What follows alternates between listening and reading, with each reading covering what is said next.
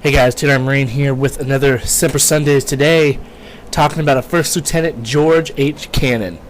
This dude, this particular Marine in this situation kind of struck me as a little different than some of the other Medal of Honor citations I've talked about in the past.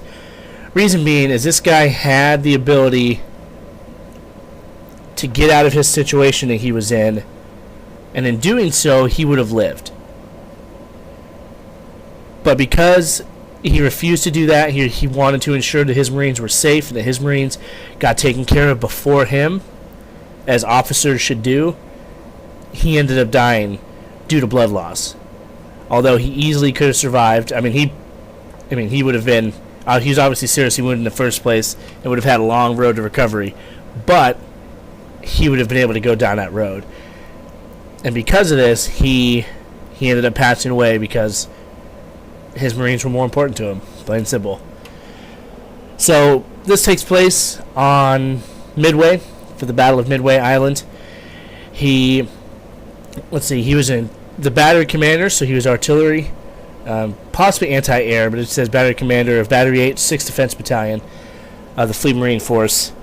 And I'm not going to read the citation because it's pretty short, but the long and short of it is this happened on the same day that we got hit at Pearl Harbor, so December 7th, 1941, because the Japanese, they hit all over at that time. The biggest and the one that we are most aware about is Pearl Harbor, because obviously we lost a lot of military members and civilians there, and so to us that's the most known. But the Japanese struck all over the Pacific at this point on that same day, and the Midway Islands being one of them, where we had Marines obviously stationed and trying to protect that part of the Pacific. And what happened is when they were in there, they started getting attacked, and he was in the command post when an enemy shell, probably from a battleship that they pulled in, off of the coast of this island, one of those shells came in and essentially took out the command post.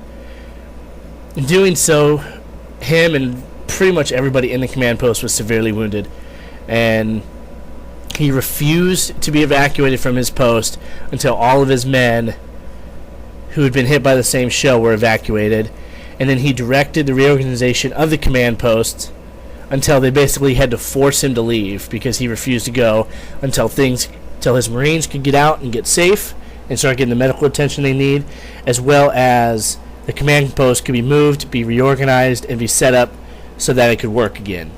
And as a result of this, as a result of his utter disregard for his own condition, he died from loss of blood. And to me, that's just crazy, just knowing, because at some point during this whole situation, it had to have crossed his mind, if I don't leave here, if I don't allow these Marines or the corpsmen to take me out of here and patch me up, I'm going to die.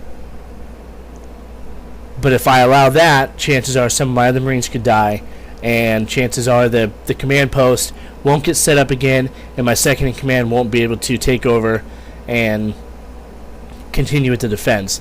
And so at some point in there, he had to have made that decision to know that he was going to die, but in the end, it was probably worth it.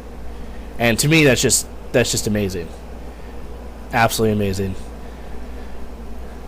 Alright guys, if you have any questions, concerns, comments, hit me up, and I will see you in the next one. Semper Fi.